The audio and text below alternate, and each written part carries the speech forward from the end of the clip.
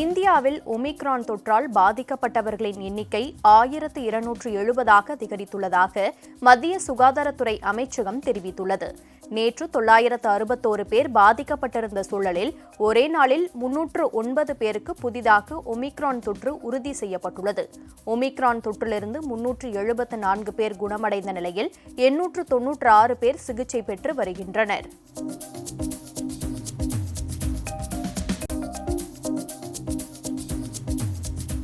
இந்தியாவில் கொரோனா வைரசும் வேகமாக பரவி வருகிறது.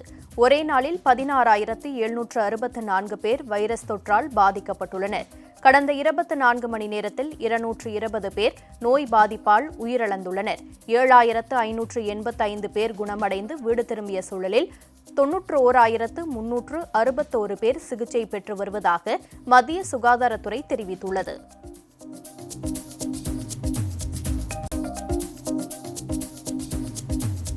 ஒமிக்ரான் வைரஸ் பரவல் எதிரொலியாக கேரளாவில் இரவு நேர ஊரடங்கு அமலுக்கு வந்தது. இந்த இரவு நேர ஊரடங்கு 2ஆம் தேதி வரை அமலில் இருக்கும் என தெரிவிக்கப்பட்டுள்ளது. மகர ஜோதி பூஜைக்காக சபரிமலை நடை திறக்கப்பட்ட நிலையில் சபரிமலைக்கு செல்லும் ஐயப்ப பக்தர்களுக்கு மட்டும் ஊரடங்கிலிருந்து விலக்கு அளிக்கப்படுவதாக தெரிவிக்கப்பட்டுள்ளது.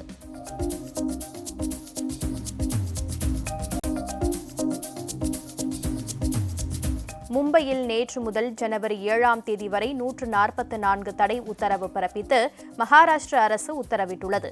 மகாராஷ்டிராவில் கொரோனா மீண்டும் அதிகரித்து வரும் நிலையில் மும்பை முழுவதும் இந்த தடை உத்தரவு பிறப்பிக்கப்பட்டுள்ளது. உணவகங்கள், கேளிக்கை விடுதிகள் உட்பட அனைத்து இடங்களிலும் உள்ளரங்கு மற்றும் வெளிப்புற புத்தாண்டு கொண்டாட்டங்களுக்கு தடை விதிக்கப்பட்டுள்ளது.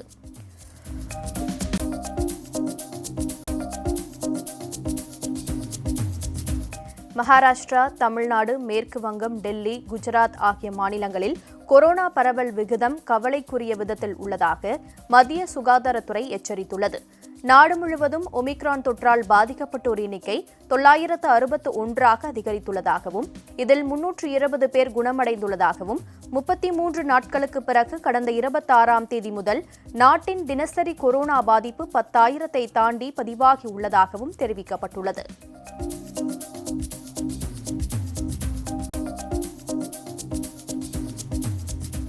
புதுச்சேரியில் கட்டுப்பாடுகளுடன் கூடிய ஊரடங்கு ஜனவரி 31ஆம் தேதி நள்ளிரவு வரை நீட்டிக்கப்பட்டுள்ளது. ஜனவரி 2ஆம் தேதி முதல் 31ஆம் தேதி வரை இரவு 11 மணி முதல் அதிகாலை 5 மணி வரை இரவு நேர ஊரடங்கு அமலில் இருக்கும். வைகுண்ட ஏகாதசி தினத்தை தவிர்த்து மற்ற நாட்களில் இரவு நேர ஊரடங்கு அமலில் இருக்கும் என்றும் பொதுமக்கள் கட்டாயம் முகக்கவசம் அணிய வேண்டும் எனவும் புதுச்சேரி அரசு அறிவுறுத்தியுள்ளது.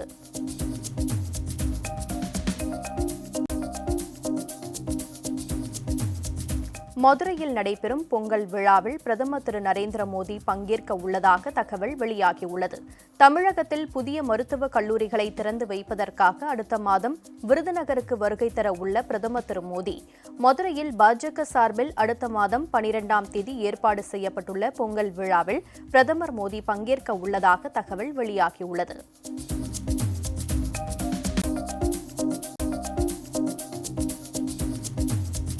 இலங்கை கடற்படையால் கைது செய்யப்பட்ட 68 தமிழக மீனவர்கள் மீது கிருமி நாசினி தெளிக்கப்பட்ட சம்பவத்துக்கு கண்டனம் தெரிவித்துள்ள உயர்நீதிமன்ற மதுரை கிளை இது மனிதாபிமானம் இல்லாத செயல் என கருத்து தெரிவித்துள்ளது.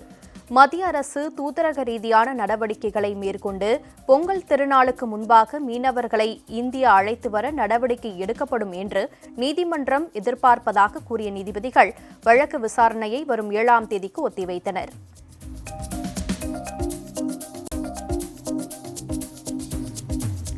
டெல்லியில் 46வது ஜிஎஸ்டி கவுன்சில் கூட்டம் மத்திய நிதியமைச்சர் திருமதி நிர்மலா சீதாராமன் தலைமையில் நடைபெற்றது.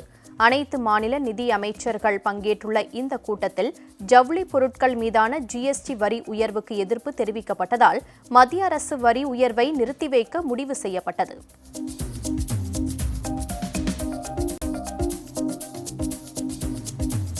சென்னையில் நேற்று திடீரென பெய்த கனமழை குறித்து சென்னை வானிலை ஆய்வு மையம் விளக்கம் அளித்துள்ளது. இது தொடர்பாக பேசிய சென்னை வானிலை மைய இயக்குநர் திரு புவியரசன், அதி கனமழைக்கு வளிமண்டல மேலடுக்கு சுழற்சியே காரணம் என்றும் மழையை கணிக்கும் உபகரணங்கள் இல்லாததால் முன்னறிவிப்பு வெளியிட முடியவில்லை எனவும் தெரிவித்தார்.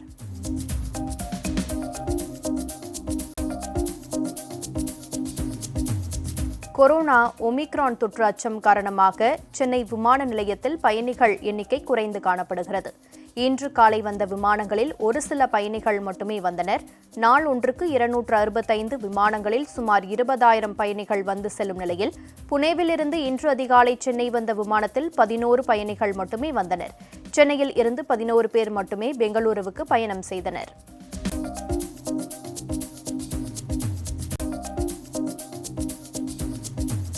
கொரோனா தொற்று மீண்டும் அதிகரித்து வரும் நிலையிலும் ஒமிக்ரான் பரவி வரும் சூழ்நிலையிலும் கட்டுப்பாடுகளை அதிகரிப்பது தொடர்பாக முதலமைச்சர் ஸ்டாலின் தலைமையில் இன்று ஆலோசனை நடைபெற்றது.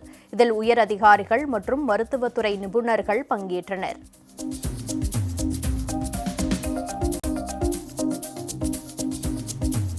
தமிழகத்தில் ஆங்கில புத்தாண்டை முன்னிட்டு கோயில்களில் இன்று நள்ளிரவு 12 மணிக்கு பொதுமக்கள் தரிசனம் செய்ய தடை இல்லை என இந்து சமய அறநிலையத்துறை அமைச்சர் திரு சேகர் பாபு தெரிவித்துள்ளார். வாகன போக்குவரத்துக்கு காவல்துறை தடை விதித்துள்ள நிலையில் ஆலய வழிபாட்டுக்கு அமைச்சர் ஒப்புதல் அளித்திருப்பது பொதுமக்களிடையே குழப்பத்தை ஏற்படுத்தியுள்ளது.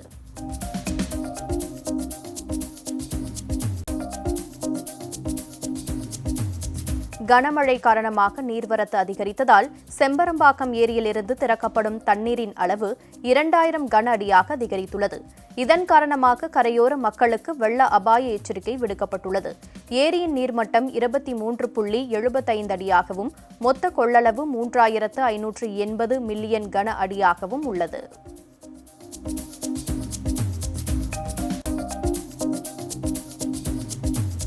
ராமநாதபுரம் மாவட்டம் பரமக்குடி அருகே பாலியல் புகாரில் சிக்கிய அரசு பள்ளி ஆசிரியரை கைது செய்ய கோரி போஸ்டர் ஒட்டியுள்ள கிராம மக்கள் தலைமறைவாக உள்ள ஆசிரியரை கைது செய்யும் வரை பிள்ளைகளை பள்ளிக்கு அனுப்ப மாட்டோம் என்று தெரிவித்துள்ளனர்.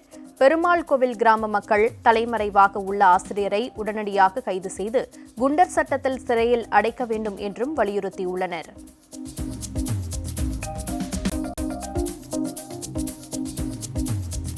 ஆஞ்சநேயர் ஜெயந்தி விழா வரும் 2ஆம் தேதி கொண்டாடப்பட உள்ள சூழலில் கன்னியாகுமரி சுசீந்திரம் தானுமாலையா சுவாமி கோவிலில் 1 லட்சம் லட்டுகள் தயாரிக்கும் பணி மும்முரமாக நடைபெற்று வருகிறது.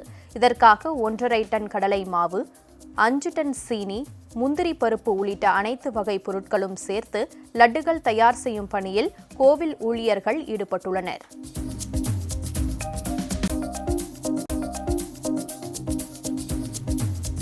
புழல் ஏரிக்கு 3273 கன அடி தண்ணீர் வந்து கொண்டிருப்பதால் மீண்டும் வினாடிக்கு 1500 கன அடி நீர் திறக்கப்பட்டுள்ளது. மணலி, கொசப்பூர் உள்ளிட்ட 10க்கும் மேற்பட்ட கிராமங்களின் வழியே உபரி நீர் செல்ல உள்ளதால் தாழ்வான பகுதிகளில் வசிக்கும் மக்கள் பாதுகாப்பாக இருக்குமாறு மாவட்ட ஆட்சியர் ஆல்பி ஜான் வர்கீஸ் எச்சரிக்கை விடுத்துள்ளார்.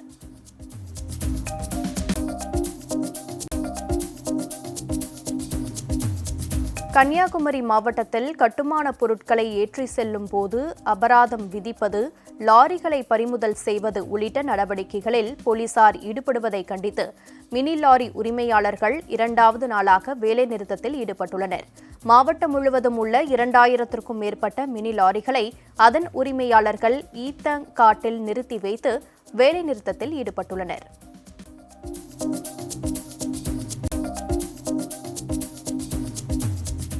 தென் மாவட்டங்களிலிருந்து சென்னையை நோக்கி அதிகளவில் ஆம்னி பேருந்துகள் வருவதால் செங்கல்பட்டு மாவட்டம் மதுராந்தகம் சுங்கச்சாவடியில் கடும் போக்குவரத்து நெரிசல் ஏற்பட்டுள்ளது. இதனால் 3 மணி நேரத்திற்கும் மேலாக போக்குவரத்து நெரிசல் காணப்படுகிறது. போக்குவரத்து நெரிசல் காரணமாக பொதுமக்கள், வாகன ஓட்டிகள் கடும் அவதியடைந்துள்ளனர்.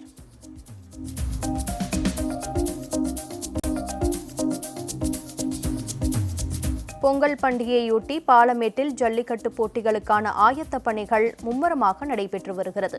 இதற்காக வாடிவாசலில் வர்ணம் பூசும் பணிகள் நடைபெறுகின்றன. போட்டி நடைபெறும் மைதானம் சீர் செய்யப்பட்டு சமன்படுத்தப்படுகிறது. மைதானத்தின் இருபுறம் பார்வையாளர்கள் அமருவதற்கான கேலரிகள் அமைக்கும் பணிகளும் நடைபெற்று வருகின்றன.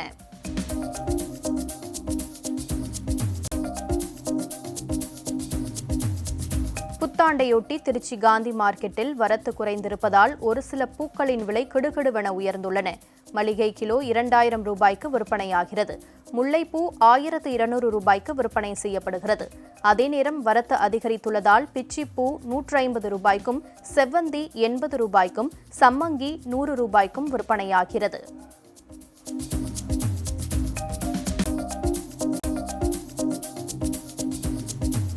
ஒமிக்ரான் பரவலை காரணம் காட்டி பள்ளிகளை மூடாமல் தொடர்ந்து வகுப்புகளை நடத்த வேண்டும் என தமிழ்நாடு ஆரம்ப பள்ளி ஆசிரியர் கூட்டணி கோரிக்கை விடுத்துள்ளது.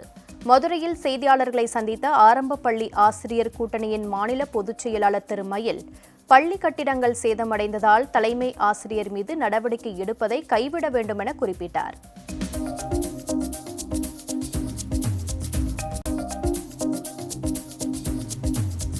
புத்தாண்டு கொண்டாடுவதற்காக நாகை, வேளாங்கண்ணி கடற்கரைகளில் பொதுமக்கள் கூட தடை விதிக்கப்படுவதாக மாவட்ட ஆட்சியர் திரு அருண் தம்புராஜ் உத்தரவிட்டுள்ளார். வேளாங்கண்ணி தேவாலயத்தில் நடைபெறும் புத்தாண்டு சிறப்பு திருப்பலியை காண பொதுமக்கள் நேரடியாக வருவதை தவிர்த்து வீடுகளிலிருந்து தொலைக்காட்சி வாயிலாக கண்டுகளிக்குமாறு கேட்டுக் கொண்டுள்ளார்.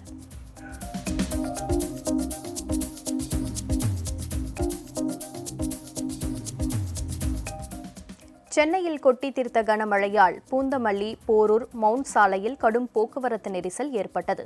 ஐயப்பன் தாங்கல், போரூர், மவுண்ட் செல்லக்கூடிய முக்கிய சாலையில் கடும் போக்குவரத்து நெரிசல் ஏற்பட்டது. மெட்ரோ ரயிலுக்கான 2ஆம் கட்ட பணி நடைபெற்று வரும் நிலையில் சாலை குறுகலாக உள்ளதால் வாகனங்களில் செல்ல முடியாமல் கூட்ட நெரிசலில் சிக்கி வாகன ஓட்டிகள் சிரமத்திற்கு உள்ளாகினர்.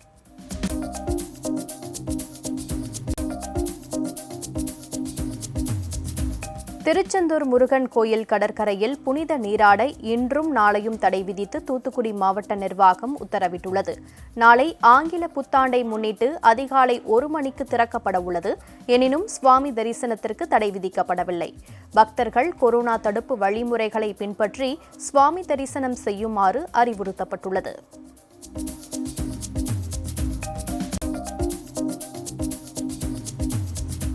ஈரோட்டில் வரதட்சணை கேட்டு மனைவியை கொடுமைப்படுத்திய புகாரில் அரசு மருத்துவர் கைது செய்யப்பட்டு சிறையில் அடைக்கப்பட்டார். பெண் மருத்துவர் திவ்யா ஈரோடு மகளிர் நீதிமன்றத்தில் வழக்கு தொடர்ந்தார். நீதிமன்ற உத்தரவின்படி விசாரணை நடத்திய ஈரோடு தாலுகா போலீசார் அரசு மருத்துவர் அனூப் மற்றும் அவரது தந்தை மருத்துவர் சம்பத் ஆகியோர் மீது 4 பிரிவுகளில் வழக்கு பதிவு செய்து அனூப்பை கைது செய்து நீதிமன்றத்தில் ஆஜர்படுத்தி சிறையில் அடைத்தனர்.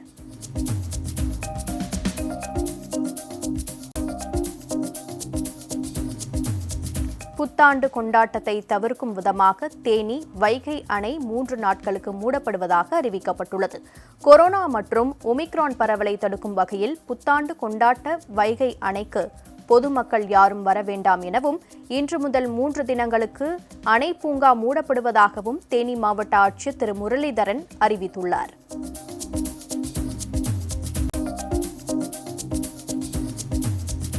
கன்னியாகுமரியில் சுற்றுலா படகுகள் இயக்கப்படுவது இன்று முதல் 3 நாட்களுக்கு நிறுத்தப்படுவதாக பூம்புகார் கப்பல் போக்குவரத்து கழகம் அறிவித்துள்ளது. ஒமிக்ரான் பரவலை கருத்தில் கொண்டு ஜனவரி 2ஆம் தேதி வரை 3 நாட்களுக்கு சுற்றுலா பயணிகள் வர அனுமதி மறுக்கப்பட்டுள்ளது. சுற்றுலா படகுகள் இயக்கமும் இன்று முதல் 3 நாட்களுக்கு நிறுத்தப்பட்டுள்ளதாக பூம்புகார் கப்பல் போக்குவரத்து கழகம் அறிவித்துள்ளது.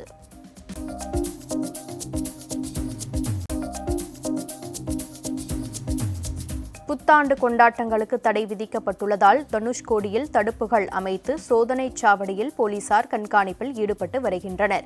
புத்தாண்டை முன்னிட்டு ராமநாதபுரம் மாவட்டத்தின் முக்கிய சுற்றுலா தலங்களுக்கு செல்ல ஜனவரி 2ஆம் தேதி வரை மாவட்ட நிர்வாகம் தடை விதித்துள்ளது. தனுஷ்கோடிக்கு வரும் வாகனங்களை புதுரோடு பகுதியிலேயே போலீசார் தடுத்து நிறுத்தி திருப்பி அனுப்புகின்றனர்.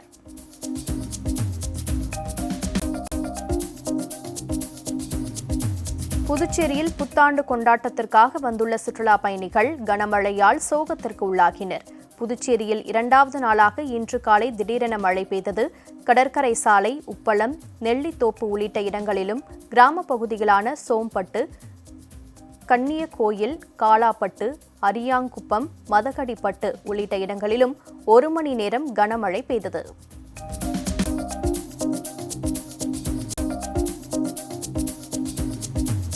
திருத்தணி அருள்மிகு சுப்பிரமணிய சுவாமி திருக்கோவில் திருப்படி திருவிழா வெகு விமரிசையாக தொடங்கியது.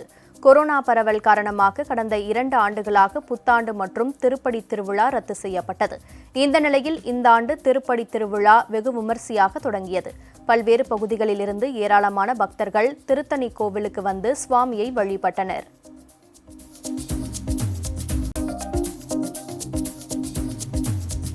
நாமக்கல் மாவட்டம் பள்ளிப்பாளையம் காவேரி ஆற்றில் இறங்கிய மனநலம் பாதிக்கப்பட்ட இளைஞரை தீயணைப்பு வீரர்கள் பத்திரமாக மீட்டனர். மீட்கப்பட்ட அந்த இளைஞரின் பெயர் கோபால் என்பது விசாரணையில் தெரியவந்தது. அந்த இளைஞருக்கு மாற்று உடையும் உணவும் வழங்கிய தீயணைப்பு வீரர்கள் அவரை போலீசாரிடம் ஒப்படைத்தனர்.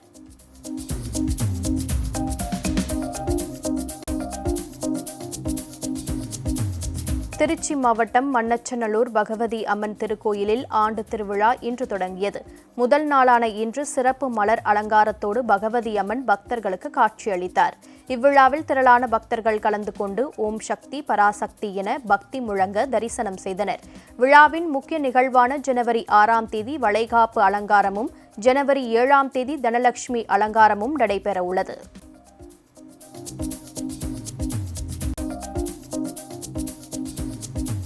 தமிழகம் மற்றும் புதுச்சேரியில் வரும் 4ஆம் தேதி வரை பரவலாக மழை பெய்யும் என்றும் சென்னையில் அடுத்த 2 தினங்களுக்கு கனமழை முதல் மிக கனமழை வரை பெய்யக்கூடும் எனவும் வானிலை ஆய்வு மையம் தெரிவித்துள்ளது.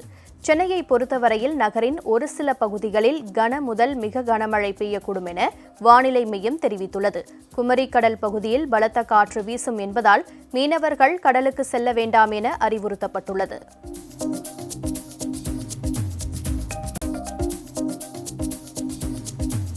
பாகிஸ்தானில் உள்ள அரசு கல்லூரி அருகே நடந்த பயங்கர வெடிகுண்டு தாக்குதலில் 4 பேர் உயிரிழந்தனர்.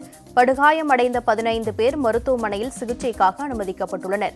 தாக்குதல் நடந்த கல்லூரியில் ஜமைத் உல்லம் இஸ்லாம் அமைப்பின் கூட்டம் நடக்கவிருந்தது முதற்கட்ட விசாரணையில் தெரியவந்துள்ளது. எனவே இந்த கூட்டத்தை சீர்குலைக்க இந்த தாக்குதல் நடத்தப்பட்டிருக்கலாம் என கருதப்படுகிறது.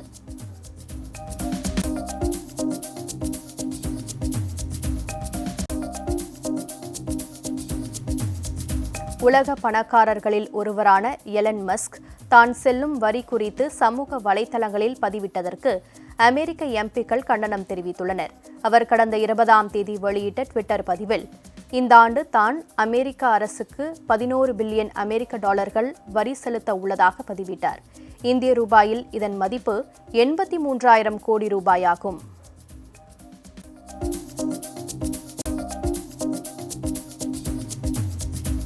தென்னாப்பிரிக்க கிரிக்கெட் அணியின் நட்சத்திர வீரரான குவின்டன் டிகாக் டெஸ்ட் கிரிக்கெட்டிலிருந்து ஓய்வு பெறுவதாக அறிவித்துள்ளார். தன் கிரிக்கெட் வாழ்வில் கொண்டாட்டங்களையும் ஏற்றத்தாழ்வுகளையும் பார்த்துவிட்டதாக கூறியுள்ள டிகாக் பிரியமான வாழ்க்கையை தேர்ந்தெடுத்துள்ளதாக தெரிவித்துள்ளார். எனினும் இந்த முடிவு தனது கிரிக்கெட் வாழ்வின் முடிவு அல்ல என்றும் ஒருநாள் T20 போட்டிகளில் விளையாடப் போவதாகவும் கூறியுள்ளார்.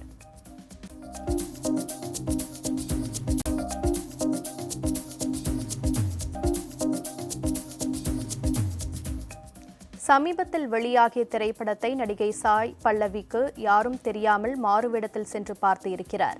நடிகை சாய் பல்லவி அவர் நடித்த ஷியாம் சிங்கா ராய் படத்தை ஹைதராபாத்தில் உள்ள ஸ்ரீராமுலு திரையரங்கில் ரசிகர்களுடன் மாறு வேஷத்தில் படத்தை கண்டு ரசித்துள்ளார். இந்த வீடியோ தற்போது சமூக வலைதளங்களில் வைரலாகி அனைவரையும் கவர்ந்து வருகிறது.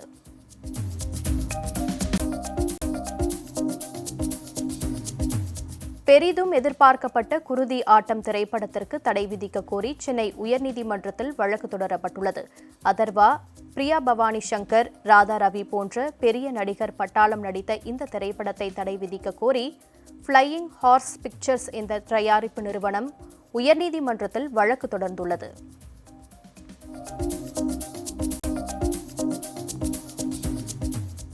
விஜய் நடிப்பில் வெளிவந்த மாஸ்டர் திரைப்படத்தின் இணை தயாரிப்பாளரும் கோப்ரா, மகான், காத்துவாக்குல 2 காதல் படங்களின் தயாரிப்பாளருமான லலித் குமாரின் 7 ஸ்கிரீன் ஸ்டுடியோஸ் தயாரிப்பில் அடுத்த படத்தை இயக்குனர் பிராங்க்லின் ஜேக்கப் இயக்குகிறார் என அதிகாரப்பூர்வமாக அறிவிக்கப்பட்டுள்ளது. இந்த படத்தின் அடுத்தடுத்த அறிவிப்புகள் விரைவில் வெளியாகும் என எதிர்பார்க்கப்படுகிறது.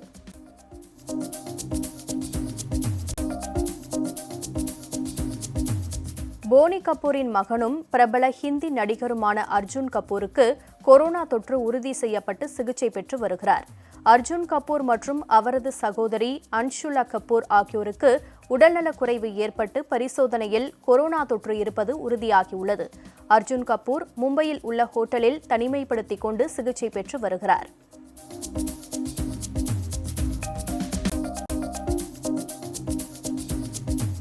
அமெரிக்காவில் கடந்த வாரம் மட்டும் கொரோனாவால் பாதிக்கப்பட்டு மருத்துவமனையில் அனுமதிக்கப்பட்ட குழந்தைகளின் எண்ணிக்கை 1,99,000 உயர்ந்துள்ளது. இதனால் தடுப்பு நடவடிக்கைகள் தீவிரப்படுத்தப்பட்டுள்ளன.